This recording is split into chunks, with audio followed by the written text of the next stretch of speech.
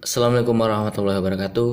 Perkenalkan, nama saya Agus Setiawan, jurusan Ilmu Pemerintahan UIN STS Jambi.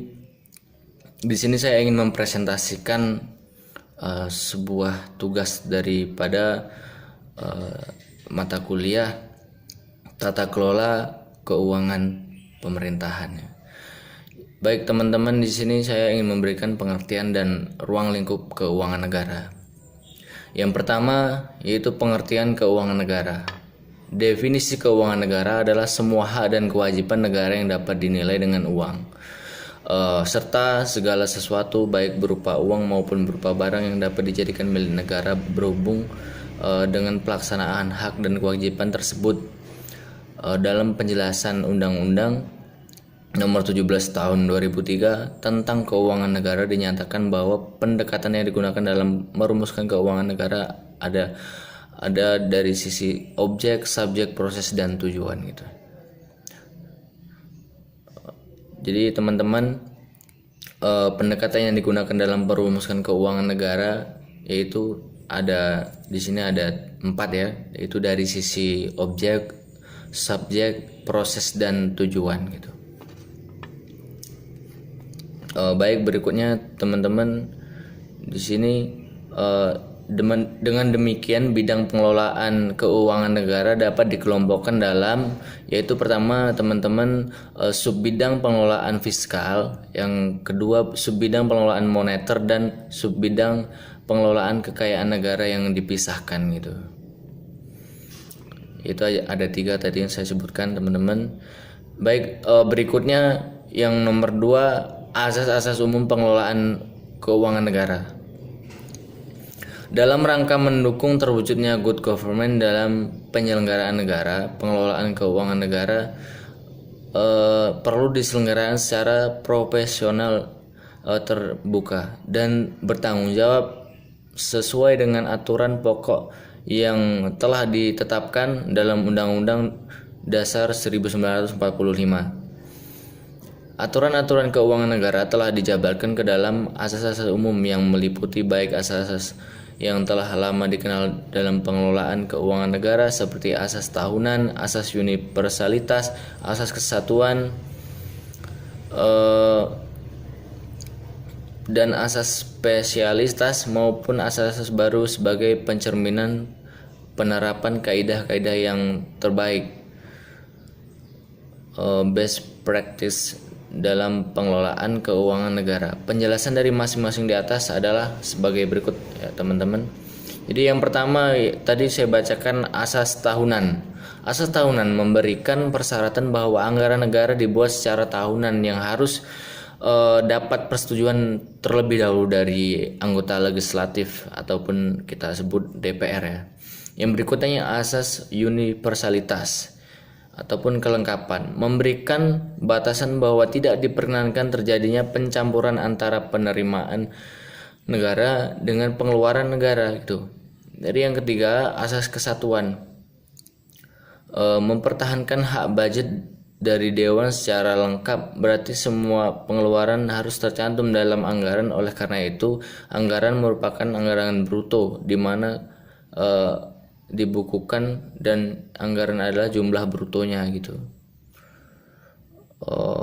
Yang berikutnya asas spesialitas, yaitu mensyaratkan bahwa jenis pengeluaran dimuat dalam mata anggaran tertentu atau tersendiri dalam diselenggarakan secara konsisten baik secara kualitatif maupun kuantitatif. Secara kuantitatif artinya jumlah yang telah ditetapkan dalam mata anggaran tertentu merupakan batas tertinggi dan tidak boleh dilampaui. Secara kuantitatif berarti penggunaan anggaran hanya dibenarkan untuk mata anggaran yang telah ditentukan gitu. Yang berikutnya asas akuntabilitas, berorientasi pada hasil mengandung makna bahwa setiap penggunaan anggaran wajib menjawab dan menerangkan kinerja organisasi atas keberhasilan atau kegagalan suatu program yang menjadi tanggung jawabnya gitu. Yang berikutnya asas profesionalitas, yaitu mengharuskan pengelola keuangan negara ditangani oleh negara yang profesional. Berikutnya asas proporsionalitas, yaitu ia mengalokasikan anggaran dilaksanakan secara proporsional pada fungsi-fungsi kementerian, lembaga sesuai dengan tingkat prioritas dan tujuan yang ingin dicapai.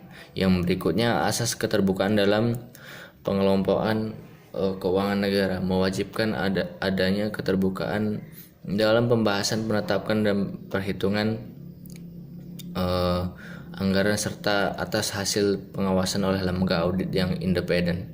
Yang berikutnya, asas pemeriksaan keuangan oleh badan pemeriksaan yang bebas dan mandiri memberikan kewenangan lebih besar daripada badan pemeriksa keuangan untuk melaksanakan pemeriksaan atas pengelolaan keuangan negara secara objektif dan independen.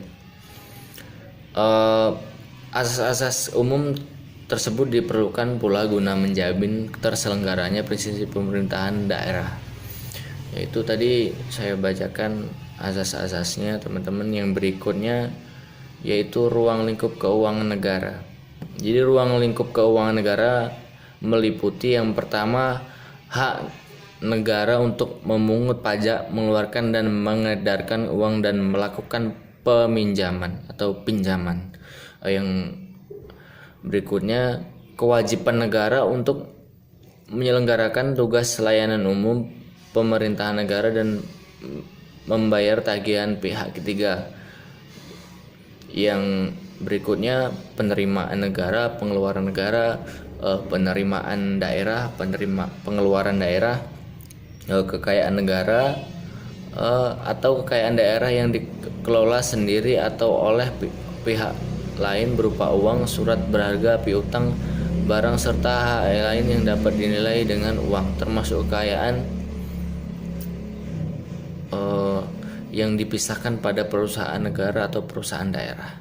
Ya, berikutnya teman-teman, di sini ada kekayaan pihak lain yang dikuasai oleh pemerintah dalam rangka penyelenggaraan tugas pemerintahan atau kepentingan umum. Yang berikutnya, kekayaan pihak lain yang diperoleh dengan menggunakan fasilitas dan diberikan ke pemerintah.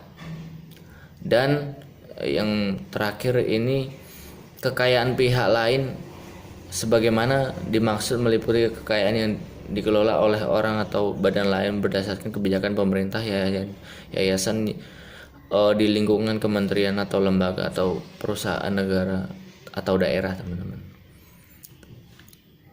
Jadi itu yang bisa saya jelaskan mengenai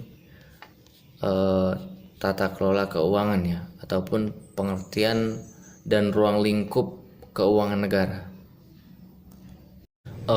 Baik teman-teman, yang berikutnya yaitu menyikapi pandemi COVID-19 yang terjadi di tanah air. Beberapa kebijakan telah dikeluarkan oleh pemerintah terkait penggunaan pos-pos keuangan tertentu yang dialihkan dalam rangka menggunakan kebijakan untuk menanggulangi COVID-19. Dimaksud seperti penggunaan dana desa, dana pilkada. Misalnya menurut saya itu sudah tepat kebijakan itu diambil gitu oleh pemerintahan yang dimaksud, karena mengingat COVID-19 ini ya, ini yang dipermasalahkan bukan hanya di Indonesia, namun di luar negeri, bahkan dunia gitu. Jadi memang dalam situasi yang urgent ataupun darurat untuk saat ini seperti yang tengah kita rasakan, karena kita lagi di guncang wabah COVID-19 ya, ataupun corona yang disebut oleh orang-orang. Saya rasa kalau untuk menggunakan anggaran desa ataupun anggaran pilkada, menggunakan dana-dana dari itu tadi tidak masalah untuk menanggulangi COVID-19. Tapi tentunya harus mendapatkan persetujuan dari pihak-pihak yang berwajib.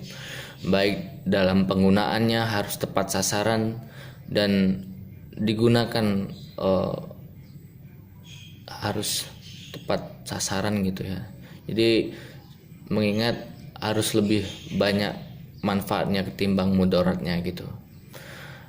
Salahnya takutnya nanti disalahgunakan untuk ini itu. Jadi untuk yang dikatakan menanggulangi COVID-19 itu tadi jadi cuma omong kosong gitu di masyarakat gitu.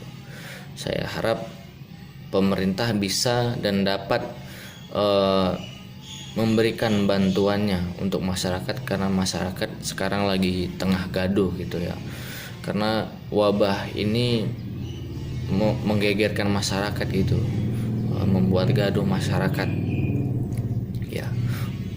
Nantinya dari anggaran-anggaran tersebut pemerintah bisa menganalisir apa saja yang dibutuhkan oleh daerah-daerah setempat maupun masyarakat untuk mungkin untuk melengkapi SAPRAS, itu sarana prasarana di rumah sakit, untuk membelikan APD ya, APD di rumah sakit. Kasihan karena yang kita ketahui APD di Indonesia ini sangat terbatas. Jadi untuk menangani pasien, dokter itu maupun perawat itu memang harus ekstra hati-hati gitu.